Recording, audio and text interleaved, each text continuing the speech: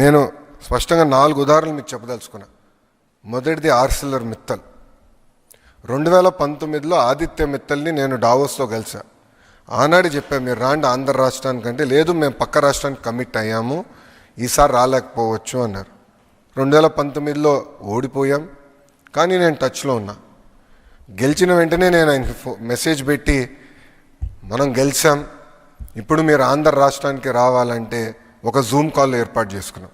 సాయంత్రం సుమారుగా 6ంటికి ఆయన 3 స్పెసిఫిక్ రిక్వెస్ట్ చేశారు. దాంట్లో ఒకటి ఎన్ఎండిసితో ఒప్పందం కావాలి మాకు, ఎంఓయు అంటే రా మెటీరియల్ టైఅప్ కావాలి, మార్కెట్ ప్రైస్ మేము కడతాం, కానీ ఎంఓయు కావాలి, స్లర్రీ పైప్ లైన్ ద్వారా రా మెటీరియల్ తీసుకురావాలి, ఇదొక్కటి మీరు చేయించగలితే మేము వస్తాం అని వాళ్ళు చెప్పారు.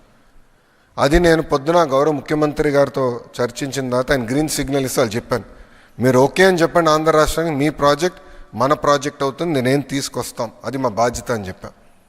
ప్రధానమంత్రి గారితో 3 సార్లు ఈ విషయం గౌరవ ముఖ్యమంత్రి చంద్రబాబు నాయుడు గారు చర్చించారు.